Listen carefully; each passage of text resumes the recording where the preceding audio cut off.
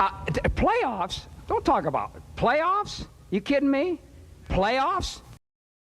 Yeah, playoffs. We're still talking playoffs here on Football Friday night. Second round of the high school football action, and we had a couple real doozies tonight. Jacob Seuss, Jonathan Acosta. We start tonight in the 7A West, where Bentonville hasn't won a state title since 2013, but this year might be their best shot. After going undefeated in conference play, the Tigers earned a bye in the first round. Tonight, the Tigers' playoff journey began against North Little Rock. Arkansas commit Quincy Rhodes, one of the stars for North Little Rock as they were making the trip to Northwest Arkansas. But the star of the show was C.J. Brown. First quarter, Cardinal rolling out, finds Brown, a nasty juke, and that's already his second touchdown of the quarter. Quickly, a 2-score lead for Bentonville. Over to the second quarter, the Tigers leading 14-0 in this one. Clever play design, Nye going deep down the left sideline, and it's Brown again. The World Cup starts Sunday, but no need to wait till then for a hat trick. Brown's third touchdown of the half, and Bentonville was cruising.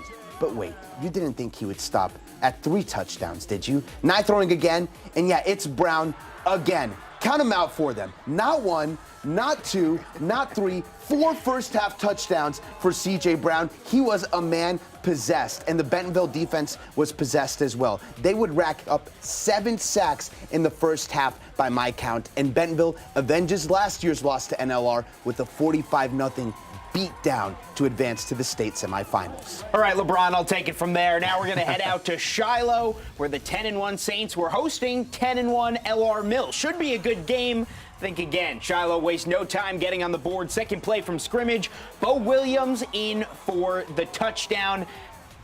Looking pretty good. Bo Williams doing what he does best. Comets hadn't gotten off the bus yet. Second Saints drive. They're going to make it 14-0. Eli Wisdom across the field to Noah DeJarnett. DeJarnett cuts back in, sees nothing but daylight. 2 drives, 2 scores, 14-0 Shiloh. But then the Comets gain some momentum. After a Mills pick, the offense stays on the field. And on 4th down, Achilles Ringo launches one, and somehow Jabray Shaw makes the touchdown catch. But on the very next play of the night, Williams, again, he says, I'm going to take that momentum right back. Thank you very much. 48 yard scores, excuse me, Jonathan. I'm going to take Brown's 4 touchdowns and raise you Bo Williams 5 touchdowns tonight. Shiloh, dominant victory over Little Rock Mills, 69-32. Some big-time fantasy performances tonight from those two. Over to the 4A playoffs. Conference champs Elkins hosting Ashdown in this one. Here, Elkins quarterback Dizzy Dean picking it up in the first quarter, runs up right up the right side for the touchdown, and we had a tied ball game in this one early on. Move ahead to the second quarter.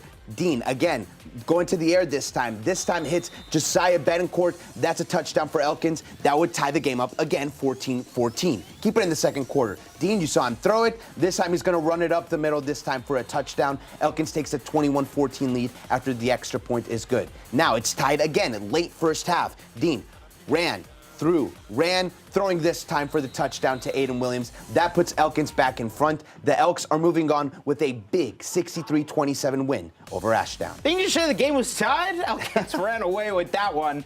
Now we're going to head out to Greenwood, their first game after the bye week. The Bulldogs playing host to the Russellville Cyclones. Yeah, it was chilly. It was chilly all over the board tonight. It's playoff football, baby. We're going to get started right away. Opening drive for the Cyclones. Quarterback D.A. Reed drops back. And it's picked Landon Nelms. He's going to put the Bulldogs on their side of the 50, and you're not going to want to do that. Face mask keeps the drive alive, and Hunter Houston takes it himself for the first points of the game. Greenwood up 7-zip. So we're going to move on. Next Bulldog possession, 4th down, Houston. He's just going to chuck it up, and he hits his man Isaiah Arrington. 36-yard dart. Bulldogs up 14-0. Cyclones, they would force a fumble, but it wouldn't matter. They punt the ball away to start the second quarter, and Houston finds L.J. Robbins in the flat. He gone. 72 yards. Yep, he gone. Nothing but room to run. House call, Greenwood in complete control. Now the Cyclones try some trickery. That's not going to work either. Greenwood, they're going to roll in this one, knocking off Russellville 42-7. They are off to the state quarterfinals. And tonight, Charleston opened its playoff run with a dominant 42-0 win over 10-1 Center Point. The Tigers were too quick, and the running clock had already started by the time Ian Poteau got there. Shout out to Ian. He does a great job every Friday night. Brandon Scott was terrific with 242 total yards and 3 touchdowns, while Brevin Ketter had 2 scores himself.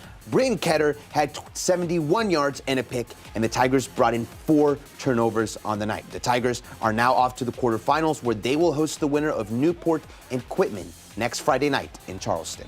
All right, let's get some more highlights. We head over to the Sooner State now. Undefeated Gore. Those Pirates are hard to take down. They were ready to rock. First playoff game for Gore here. Noah Cooper, he's going to score the first touchdown of the night.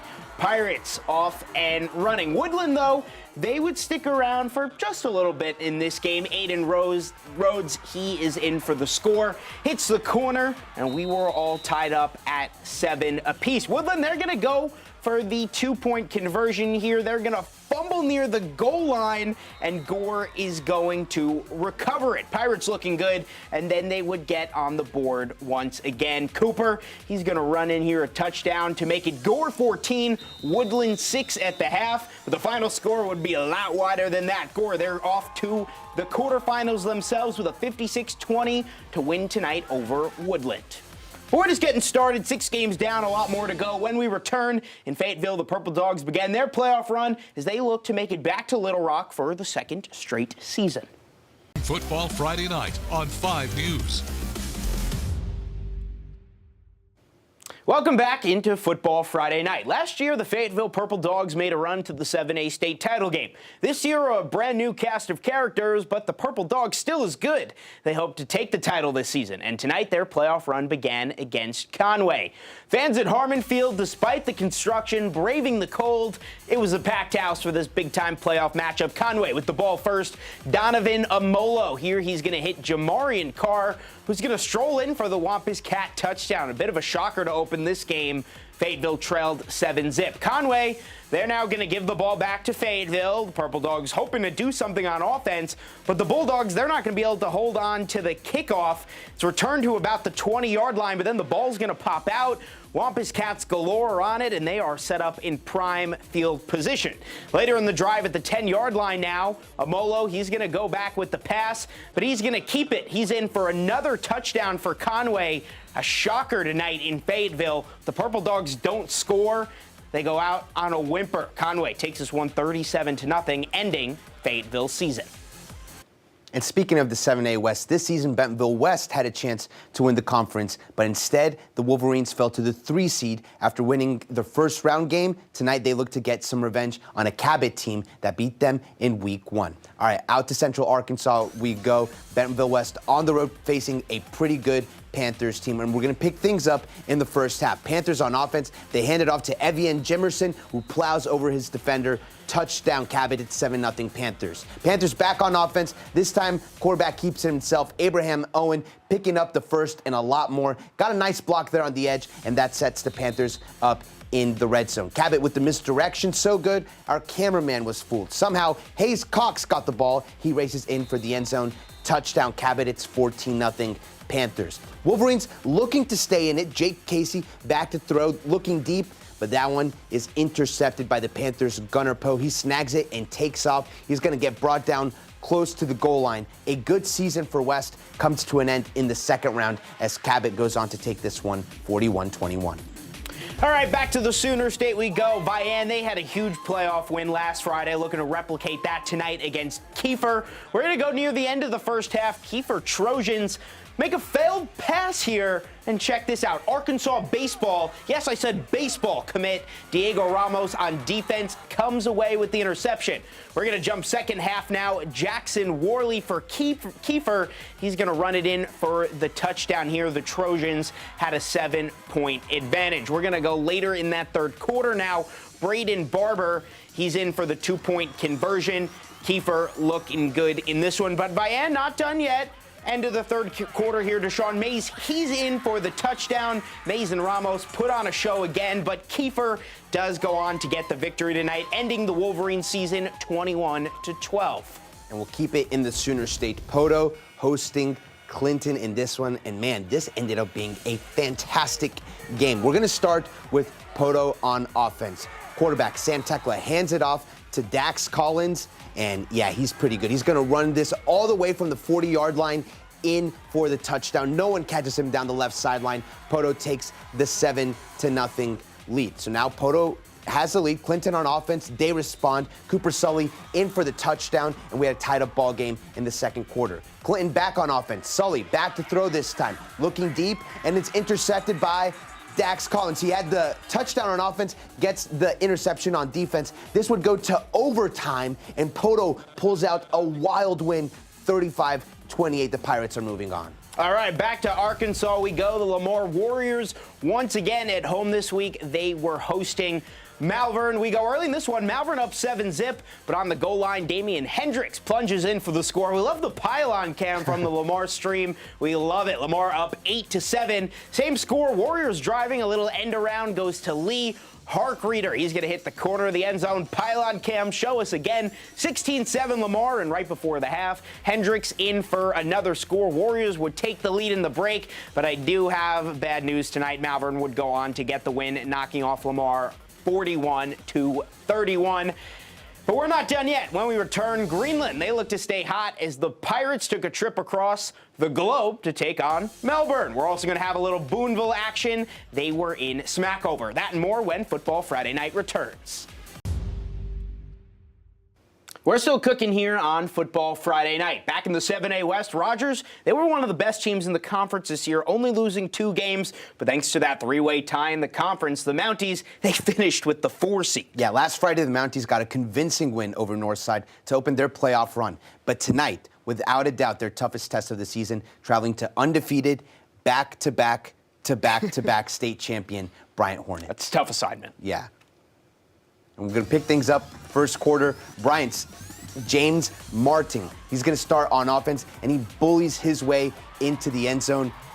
Bryant takes a 7-0 lead in this one. Next drive, Martin doing it again, throwing Mounties off of him left and right, makes it inside the 5, and he would go on to get rewarded on the very next play as he plunges into the end zone, 14-0 Bryant. Rogers would eventually try to find a spark on offense in this one. They would go for it on 4th down near midfield. This pass is tipped, but right to a Mountie, and it's a first down. Rogers, they were looking to get something cooking, though. The possession, though, they squander it. Bryant takes over, and Jordan Walker promptly hits Carson Trickey for a 50-yard gain. And then later on in that drive, Martin finishes it off. Bryant rolls on in this one for a 42-7 win.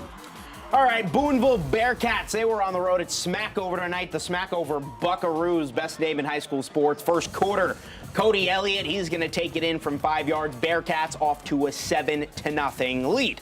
All right, we're going to jump in the first. Same score in this one, Bearcats up 14-8. That's not the same score. 14-8 now. Got 52-yard touchdown run. Dax Goff, look at him go into that weirdly chest-checkered end zone.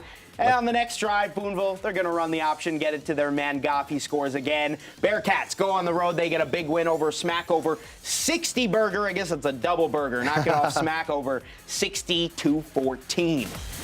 So we got 2 other games tonight that we didn't show you. Greenland, like I said, going across the globe. Australia didn't treat them too well. Malvern gets a 47-27 win, but great run for Greenland here in the playoffs. Yeah, and then Ozark also falls short with Arkadelphia beating them 52-21. Arkansas soccer gets the win tonight, and we'll have all your Hogs action tomorrow night against Ole Miss. Have a great weekend.